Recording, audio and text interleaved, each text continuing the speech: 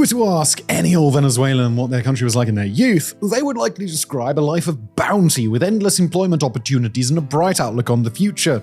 And they'd be right. During most of the 20th century, Venezuela was amongst the world's richest countries thanks to its massive oil reserves. Today, however, the future has never seemed more bleak. Currently ranked as the worst Latin American country to live in, the past 2 decades have allowed Venezuela to be engulfed in a storm of poverty, crime, hunger, and corruption, all overseen by a gang of dictators unwilling to give up power. Once the most prestigious country on the continent, Venezuela's glass castle started cracking in the mid-2010s, turning it into a modern hell on earth, making everyone wonder the 3 same things. What's the endgame here?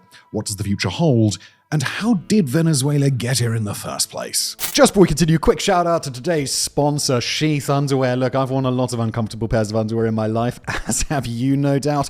Too loose, too tight, rides up, bunches weird, you know the drill, but Sheath doesn't do any of that. No, I'm not pulling these out from my trousers, but I am wearing a pair of Sheath, I think a bright red underneath my trousers. These are the black and red variant. They come in all sorts of colors, by the way. And this is the only brand that I have basically stuck with and ended up replacing all of the underwear in my drawer with. It fits perfect. The fabric is like super stretchy and super nice. It has these different compartments for your man parts. So this, even though we're in autumn now, I still like it. But in the summer, it is just mwah, because, you know, it stops all the stickiness and uncomfortableness, and particularly fantastic in the gym, by the way. Plus, it's a moisture-wicking fabric, also comes in mesh and bamboo, and it just feels great. Engineered better is what they say, and I agree. Plus, they're the official underwear sponsor of the UFC. Oh, the ultimate fighting champion. That's cool. Okay. So if you want underwear that doesn't suck, go to sheath.com/places and use the code PLACES for 20% off. That's sheath.com/places. And now back to today's episode. Massive oil reserves were first discovered in Venezuela back in 1922 by Dutch geologists, flowing at an extraordinary rate at the time of 100,000 barrels per day. Within just a few years, hundreds of foreign companies would start producing oil, and with the blessing of the dictator Juan Vicente Gomez, Venezuela would produce more than 137 million barrels annually, making it the second biggest exporter of oil in the world, with the United States retaining the first spot.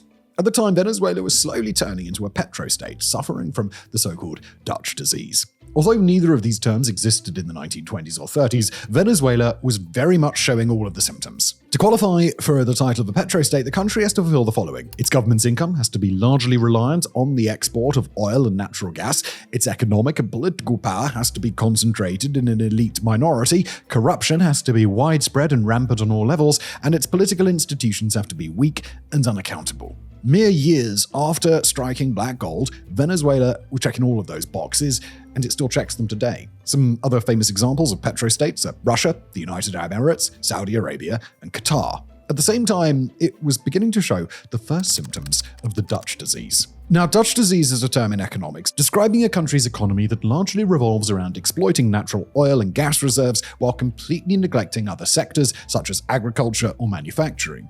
The economic disease occurs due to a large inflow of foreign capital when oil is discovered, which results in growth of local currency, making imports cheaper. Leaders often commit to a seemingly logical plan of directing all industrial attention to oil production while completely disregarding other industries, maximizing the potential of the most profitable industrial sector to make money on exports, and then using those resources, boosted by the growth of the local currency, to compensate for the shortcomings of other sectors. I mean, it all seems logical, but it's actually a trap. These neglected sectors then see a rise of unemployment, and the country becomes increasingly dependent on importing the goods that the neglected sectors should be producing. Since the country is so dependent on imports on one side, it becomes increasingly dependent on exports of oil and gas on the other, and it soon finds itself in a very economically toxic and taxing cycle. This sort of economic ship can be kept afloat, though, at least in theory. As long as you keep pumping oil and taxing foreign drillers, you'll be fine. But if the oil prices were to suddenly drop, the country would all of a sudden find itself lacking funds for imports while also lacking native industry because it's been hung, drawn, and quartered. Venezuela would become a petrostate, suffering from a bad case of Dutch disease very soon after striking oil, and all the symptoms continue to this day.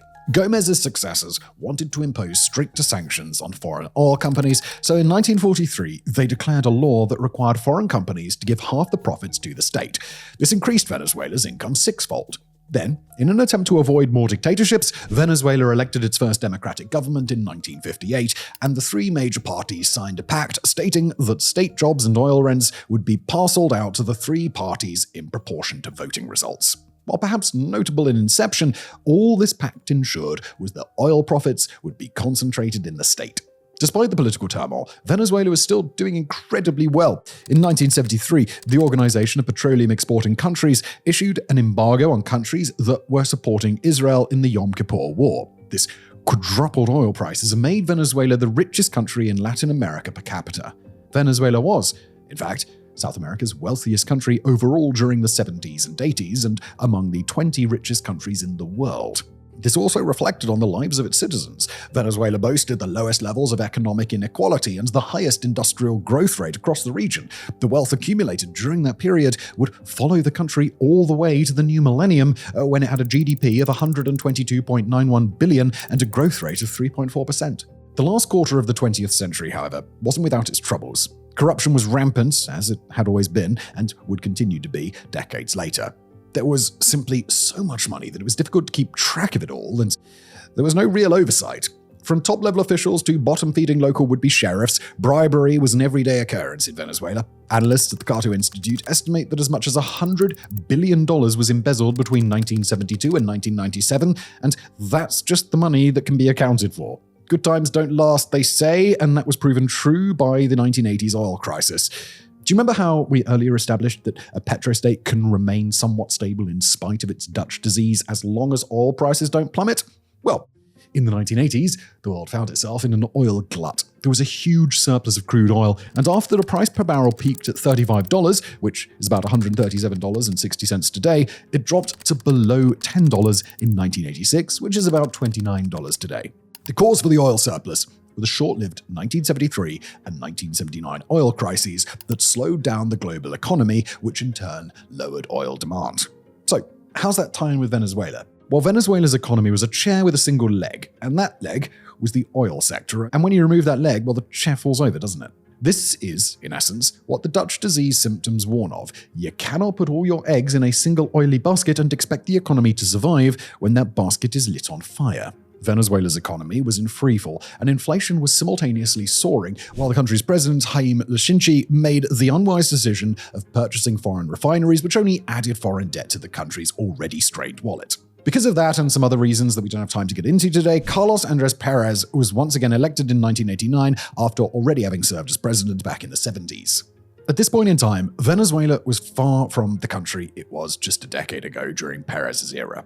Once among the richest in the world, and by far the richest in all of Latin America, its economy was now a dumpster fire with an astonishing poverty rate of 70%, $34 billion of national debt, and only $300 million in international reserves. Immediately after assuming office, Pérez launched a fiscal austerity package as part of the IMF's financial bailout. Venezuelans saw that as treason. For one, Pérez was a populist leader that campaigned on a platform of abundance that followed his first presidential period. He called the economists at the International Monetary Fund genocide workers in the pay of economic totalitarianism, calling its policies bombs that kill people. He immediately dropped the pretense of ushering in Venezuela's new golden era and imposed sanctions that were supposed to help the country in the long term but made life more difficult for the common man. For example, the state would reduce fuel subsidies and increase public transportation fees by 30%. That Venezuelans could live with. What they could not accept was the reduction of gasoline subsidies. For decades, gas prices in Venezuela were some of the lowest in the world, far below international levels. Venezuelans paid about 13 US cents per gallon in the 70s, and in 1989, their newly elected president, who promised that this wouldn't change and said he wouldn't impose IMF sanctions, was changing the policy. Riots and protests erupted. Called the Caracazo, they lasted for 6 days from late February to early March of 1989, with authorities using a disproportionate amount of force, especially in poor areas, resulting in at least 2,000 deaths, with independent estimates reaching 5,000. One particularly important name found its place on news headlines around the world at the time: Hugo Chavez. Using the Caracazo as a jumping-off point, he launched not one, but 2 coups d'etats in 1992. Both failed, but Chavez rose to international fame, and in 1998, he was elected president. Soon, everything in Venezuela would get a lot worse. Chavez ran his campaign on a socialist platform, planning on using Venezuela's massive oil resources to reduce poverty and inequality that were plaguing a country which was incredibly wealthy less than 2 decades ago. Instead, he launched a 4-pronged assault on his own economy in the form of terrible macroeconomic policies, even worse microeconomic policies, corruption, and poorly planned social programs. These social programs, which were the center of his administration, were part of a cluster of programs called Bolivarian missions. More than 30 programs were aimed at helping the social sectors which needed help the most, guaranteeing basic levels of social services such as health services and education, as well as food and housing, among other critical sectors. The issue that keeps reappearing in Venezuela is corruption, and it was no different with Bolivarian missions. First of all, Chavez convinced pretty much everyone that the presidential term needed to be increased to 6 years and that the president needed to have more power in the country in order to get Bolivarian missions over the line. For the first time in Venezuelan history, the constitution was approved by referendum, and in the year 2000, Chavez was re-elected. Bolivarian missions were also riddled with scandals. The IMF criticized Chavez, saying that significant amounts of money had been diverted to private pockets. The long-term sustainability of these missions was also questioned, as they mainly depended on oil prices and exports. This reckless planning would make Venezuela's economy vulnerable to future economic shocks, meaning that the country did not learn its lesson from the 1980s oil glut. The quality of work in these missions was also questionable at best. The College of Engineers of Venezuela warned about the quality of subsidized homes that were being built. In 2013, decade-old buildings started to show their faults. The report cited the situation of the housing complex of Ciudad Caribia, where walls were collapsing, plasterwork was unsupported, and cracks were forming just about everywhere. This is the result of rushed work. In order to retain political support, Chavez had the developers cut corners, and much infrastructure built as part of the Bolivarian missions is of incredibly poor quality. The same pattern was spread across all Bolivarian missions. Everything was rushed to show results immediately so Chavez could ensure re-election, and it worked, momentarily. The people could see the results immediately, and Chavez retained support. At the same time, on a macroeconomic level, Venezuela's economy found itself in a boom. This boom, however, was not the result of smart politics, but the side effect of a global commodity supercycle, which is a long period of high prices on basic goods such as grain, metal, and of course, oil. During this prolonged economic boom, the Venezuelan government came to an idiotic conclusion that it was the right time to increase spending. Unlike Norway, for example, which is another oil-exporting country, but a country that saves money during the good times for the bad times, Venezuela ran double-digit deficits as the economy boomed and it was outspending its income. To supplement the losses, the government raised the external debt sixfold and contracted the state-owned oil company Petróleos de Venezuela with more than $100 billion in obligations. Even though the economic ground was fertile for a recovery, the government seemed to actively seek to destroy its own economy, and if all of that wasn't enough, they decided to pull the same trick we all thought would work when we were 10 years old, simply printing more money. The central bank started printing money, and then the same thing that always happened. Inflation rose, and while it worked as a tax on savings and wages through higher consumer prices, it mostly affected the poorest people, the same people that Chavez was supposed to help. The government also decided to bring back subsidies for fuel and gas, making gasoline in Venezuela not only the cheapest in the world, but basically free. Electricity subsidies were also massive, which led to losses and underinvestment in the sector, and the oil sector didn't fare any better. Even though it was not only the most important industrial sector, but the only sector with long-term viability, carrying the majority of Venezuela's industry on its back, Chavez seemingly decided to decapitate it. Investment funds in the oil sector were minimal, and after the state-owned oil company's workers went on strike, he fired thousands of them. After crippling quite literally the most important company in the country, he replaced experienced technical experts with cronies and political allies. Because of this, oil production fell rapidly. The overall production fell from around 3 million barrels per day at the turn of the century to about 2.3 million barrels per day at Chavez's death in 2013. While strategic petroleum reserves, the country's most important resource by a huge margin, dwindled, the government debt more than doubled. Chavez's microeconomic policies were the nail in the Venezuelan economy's coffin. The government was incredibly hostile toward the private sector and private property. First and foremost, Chavez made this hostility public, with many expropriations, which were televised and usually with no compensation to the owner. This was a clear sign to owners of private businesses to take their business elsewhere, and it further stopped any foreign investors who were perhaps interested in anything other than oil from investing. the nationalization of millions of hectares of land and firms spanning across various sectors took place. Agriculture, manufacturing, retail, banking, telecommunications, nothing was beyond reach for Chavez's iron grip. If that wasn't enough, the government all but secured a black market for currency trading. With their capital controls, there were more official exchange rates where the government subsidized dollar purchases. For example, the exchange control would sell dollars at 6.3 bolivars for priority goods like food and medicine, while less important goods would get a rate of 200 bolivars per dollar.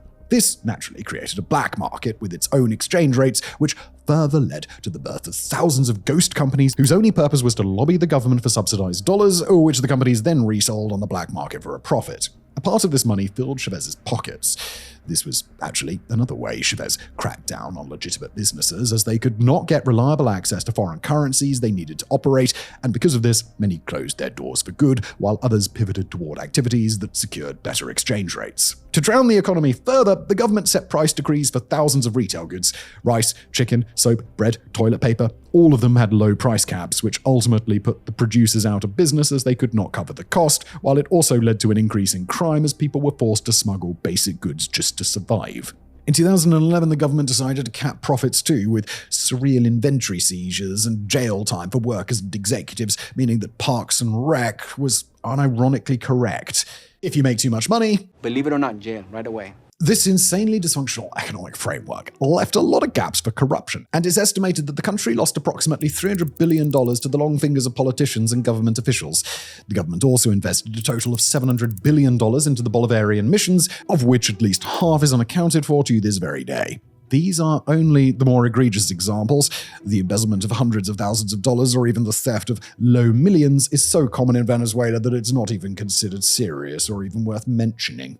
Under Chavez, Venezuela was no stranger to tense international relations either. In 2009, a report by the US Government Accountability Office stated that drug trafficking was rampant in the country and government officials refused to cooperate with the United States. Venezuela more or less aided the Colombian paramilitary group called the Revolutionary Armed Forces of Colombia by producing and trafficking drugs on Venezuelan territory.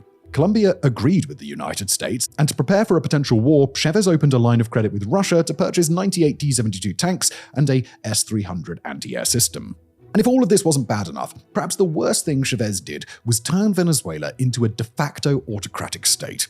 After prolonging the presidential term to 6 years, in 2009 a referendum removed the term limit, which restricted a president to serving only 2 terms. Chavez himself was serving his 3rd presidential term in 2013 when he died. He also harassed journalists and ran independent outlets out of the country. In 2007, Chavez actually tried to change the constitution in a way that would allow the president to suspend media rights and detain citizens without declared charges in a state of emergency. But this referendum thankfully didn't pass. It was incredibly close, though, at 51 to 49, which means that 49% of voters seriously thought it was a good idea to allow the president to hold people hostage and completely block the media, if he so wishes. Hugo Chavez paved the way towards a complete dictatorship before his death on March 5th, 2013. But if you thought it couldn't get any worse than this, you were wrong.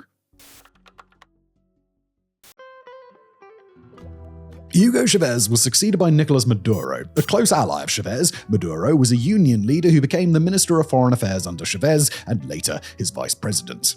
Just like his predecessor, he likes 2 things: making public appearances in Venezuela-themed sweatsuits and power. Venezuela was very divided during the first election, with Maduro just barely winning by 1.5% over his counter-candidate Enrique Capriles. His presidency, which is still ongoing at the time of recording, was somehow even worse than that of Chavez, and he managed to drown Venezuela's hopes of an economic resurgence even more. He is admittedly a bit funnier than Chavez. One of his first decisions was to usher in a new agency called, and this is not a joke, the Vice Ministry of Supreme Happiness. The goal of the agency is to coordinate social programs. Not much else about his presidency could be found amusing, though. Remember how we established that petrostates which suffer from the Dutch disease are vulnerable to changes in oil prices? Well, Venezuela suffered precisely because of this in the 80s, and you'd think that their leaders would have learned a lesson. Right? Well, no. The economy of Venezuela was not diversified under Chavez. They spent a decade and a half spending and stealing money wildly. The country had no savings, and it was massively indebted. And as soon as Maduro took power, well, global oil prices started dropping. In the summer of 2014, the price per barrel was around $100, and by Christmas that year, it dropped to around $50. By 2016, it would drop to barely $30 a barrel. This, in the most crude sense of the word, absolutely f***ed Venezuela. It was by far the worst thing that could happen to the country, aside from, maybe something like Hiroshima happening. The IMF, among other organizations, suggested that Maduro repeal currency, price, and profit controls. He, of course, ignored the suggestions made by expert economists and doubled down on the policies created by his mentor. Even though the country barely had any dollar reserves and couldn't afford the frankly dumb system, the government continued assigning dollars at subsidized exchange rates. At this point in time, in the years 2014 and 2015, Venezuela was in a recession and Maduro was safely and surely leading the country right into a depression. From 2015 to 2016, the GDP dropped by a colossal figure of 17%, and in 2017 it dropped by another 16%. All the while, Maduro refused to re-strategize the country's economic policy. Just like Chavez before him, he pulled the old "let's just print more money" trick out of his sleeve, and the central bank started expanding the money supply by an unbelievable 20 to 30% per month. This sent Venezuela into hyperinflation, obviously. In 2015, inflation was at 181%. This was the highest in the world at the time and the highest in the country's history, at least for a while. In 2017, prices were rising by 50% per month, as inflation climbed to over 4,000%. In 2018, it climbed to over 33,000%, making it the 23rd most severe episode of hyperinflation in history, anywhere.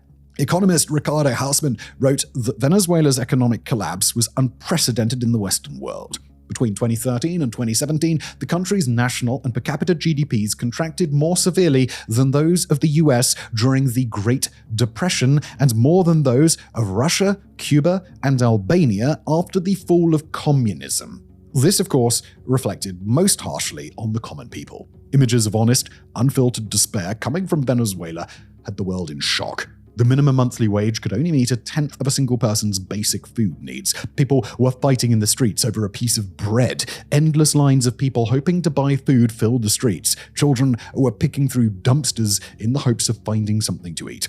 74% of the population lost an average of £19 in 2016. Pharmacies were out of drugs, and the hospitals didn't fare much better either, lacking basic equipment and minimum levels of hygiene. Surgeons were operating using the flashlights of their smartphones to see. Women were giving birth outside hospitals. Infant mortality rose 100%, and malaria and diphtheria, diseases eradicated in most countries, were spreading all over the country.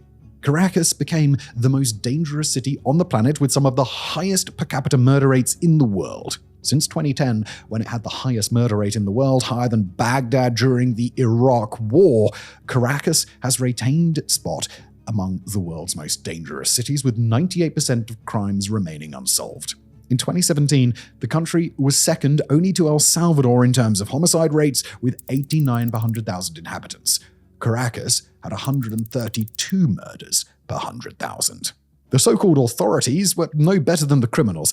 Amnesty International reported that close to 8,300 executions were carried out in Venezuela's poor neighborhoods during protests between 2015 and 2017. In 1 year, the report states 22% of all homicides in the country were carried out by Venezuelan security forces.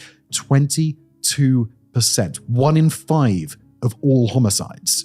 The country was not doing well in any single aspect, and to seek a better life, millions just left. Since 2017, at least 7.7 million Venezuelans left their homes, and the reason would become fatally clear by the end of the decade, at which point the GDP had shrunk by an unbelievable 61% per capita, which made Venezuela's collapse the 15th largest economic collapse in history outside of war, revolution, or state collapse. Most Venezuelans left for Chile, Colombia, Peru, and the United States. Maduro, at the same time, was edging closer to dictatorship. Obviously uninterested in giving up power, he more or less cheated his way to the presidential offices during the 2018 elections. Many Venezuelan NGOs, the European Union, the United States, the Lima Group, Australia, and the Organization of American States rejected the electoral process, with thousands of reports of vote buying, among other controversies. Russia, China, North Korea, and Iran recognized the electoral process, which says a lot, doesn't it? The countries rejecting it recognized the opposition figure, Juan Guaido, who was the head of the National Assembly at the time, as Venezuela's interim leader. Needless to say, Maduro did not accept this. At this point in time, Venezuela was on its knees and had all but been decapitated. Its oil industry, by far the most important pillar of its economy, was collapsing. Currency controls became the cornerstone of money laundering, simultaneously strangling the private sector. Private investment was virtually non-existent. In 2019, it was time for the international community to take charge. In 2019, a US-led international task force tried to oust Maduro from power. Aside from not recognizing him as a legitimate president, the campaign also imposed severe economic sanctions on Venezuela in an attempt to get the country's corrupt leadership to fall apart from the inside. The primary mechanism of these sanctions was cutting Venezuela off from the US oil market. A year later, Donald Trump imposed secondary sanctions on Venezuela's state-owned oil company PDVSA and subjected every country that did business with PDVSA to US sanctions. With this, Venezuela was basically cut off from the entire world's market. Venezuela's oil production was already down by at least 50% compared to the 2000s when these sanctions were imposed, and the results were almost immediate. Oil production fell from 1,500 kilobarrels per day before the sanctions to 337 kilobarrels per day in 2020. That was less than a year later, by the way. The economy reached a new low because of this.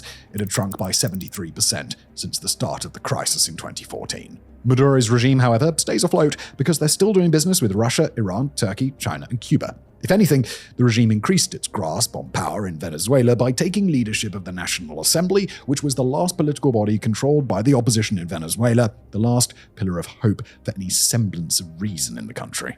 The United States, now led by Joe Biden, Canada, the European Union, and the Organization of American States all condemned this move, stating that the Legislative National Assembly election was fraudulent.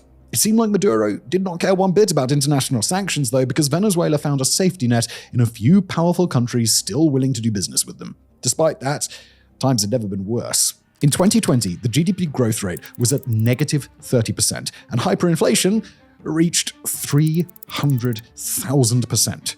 Simultaneously, COVID happened, adding another disastrous layer atop the already hellish humanitarian crisis. 33% of Venezuelans were skipping one meal a day, and at least 12% were going an entire day without food. Poverty reached a staggering 91%, and as of 2021, 67% of the population lives in extreme poverty. Overall, Venezuela ranked 24th out of 25 Latin American and Caribbean countries in prosperity, according to the UK-based Legatum Institute. The only country in worse shape is, you might have guessed, Haiti. It's impossible for us to process these numbers while sitting on a comfortable chair half a world away. The reality of the everyday situation in Venezuela, once we look past the numbers, is that it turned from one of the wealthiest countries in the world not even 50 years ago into a modern hellscape of poverty, crime, and worst of all, there's just no end in sight. We touched upon high murder rates and fuel smuggling, but crime in Venezuela is a topic that transcends presidency. It's been the same under Chavez and Maduro, and it's no different today. The crime network in Venezuela is vast, and if you think of any horrible criminal activity, well, it's probably going down in Venezuela. One of those activities is human trafficking, for which Venezuela has become a major hub. Both domestic and foreign victims are exploited, often sexually, and they're often sold to other Latin American countries. Women, of course, are especially vulnerable, and they're often lured with false promises of leaving their godforsaken homeland for a better world, only to find themselves in the clutches of another criminal group which will, at best, have them produce cocaine, and at worst, use them as slaves. Colombia, Chile, Trinidad and Tobago, and Aruba are the most common destinations. Trafficking goes hand in hand with extortion. Fake kidnappings are prevalent, with families paying but never seeing their loved ones again, while the victims themselves attempt to pay for their freedom with what little money or goods they might have, or favors.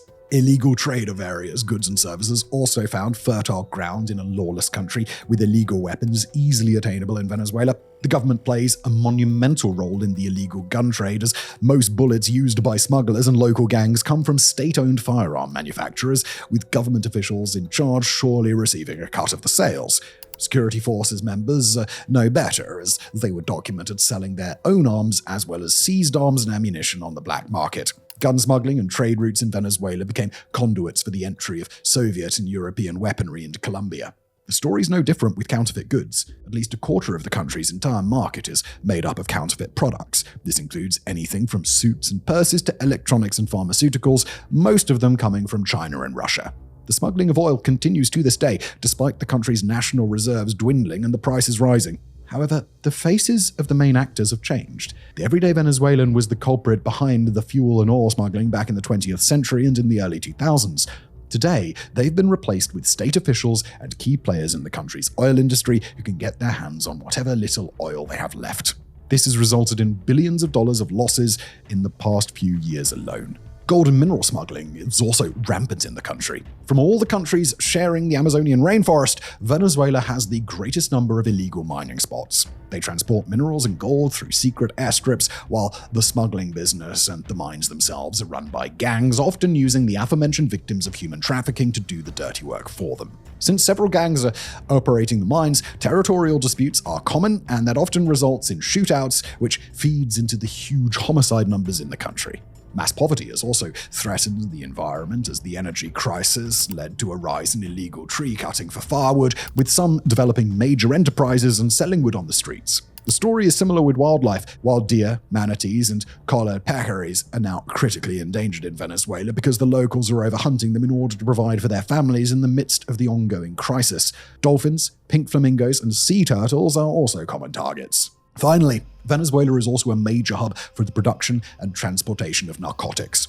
The government has reported a decrease in heroin production, but experts question whether this is genuine or if the government simply isn't trying to control it anymore, so they're falsifying numbers. Cocaine remains the most popular drug in the country, with high-ranking officials involved in the drug trade, using the Amazon River as a key trafficking route for getting the white powder to Brazil, from which it's shipped to Europe. A key factor in all of these crime sectors is that the actors are, more often than not, state officials. Police officers, captains, military officers, government officials, there is seemingly not a single state official actually upholding the law. Not only are they facilitating these criminal enterprises through their positions, but they're also providing protection to the entire criminal framework. At the same time, they seem to be preparing themselves for a guerrilla war with experienced militants from Iran and Lebanon training the Kosovitos, the government-backed paramilitary groups that desperately want to keep the regime afloat. Whichever way you turn, and whichever set of problems you analyze, they all seem to boil down to the same common denominator. The people in power are unbelievably corrupt, more than willing to watch the country burn as long as they profit from it, and the structures of political power, once you break them down to their bare bones, have been privatized. In 2022, Maduro agreed to hold a free and fair presidential election in 2024. In exchange, Washington eased sanctions on Venezuela's oil and gas sector for 6 months, which resulted in a ramp-up of production. In 2024, though, the Venezuelan government failed to meet the basic conditions for a fair vote and even started an ancient territorial dispute over the oil-rich Essequibo region with Guyana. Washington then reimposed the sanctions because Maduro, no matter how good a promise he makes, simply cannot be trusted. In July of the same year, both Maduro and the opposition claimed victory in the presidential elections. The opposition claimed to have published more than 80% of the legitimate voting tallies, but since the government has complete control over the internet in Venezuela, these things can't be shown to the public. The voting tallies, verified by several foreign independent analysts, showed the opposition candidate, Edmundo González Urrutia, winning by a landslide. He received 67% of the vote. The National Electoral Council, which has become Maduro's personal property at this point, declared Maduro a clear winner, and if that isn't enough of a testament to how rotten Venezuela's electoral process became, well, the government issued a warrant for the arrest of Gonzalo Urrutia after posting the voting tallies online, forcing him to flee the country in September of 2024. Mass protests erupted, and they were met with a disproportionate amount of force used by the security forces and pro-government militias, which were legalized by the president. At least 2,400 people were taken prisoner and arrested for arbitrary things.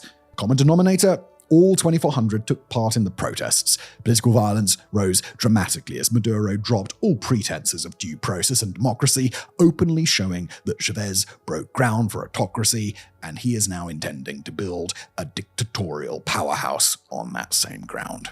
The pair completely hollowed out one of the country's democratic institutions, and as long as the clique has, in essence, complete power over Venezuela, things are not going to get better. To make the unbelievably bad situation worse, Maduro, drunk on power and now entirely committed to serving as the president for the remainder of his life, managed to become a thorn in the eye of the United States. Officially because of trafficking cocaine into the United States, but unofficially because Venezuela still holds a lot of potential for oil production and it's gotten way too close to Russia and China, so President Donald Trump doubled the US bounty for Maduro's head to $50 million.